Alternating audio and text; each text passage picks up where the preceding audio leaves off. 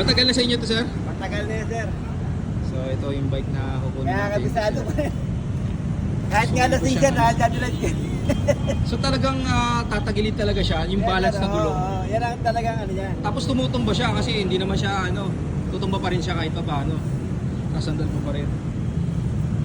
Okay. So yan, ito yung bike natin. Papaservice na natin ito. So tawag dito street surfer. Yan. May suspension siya.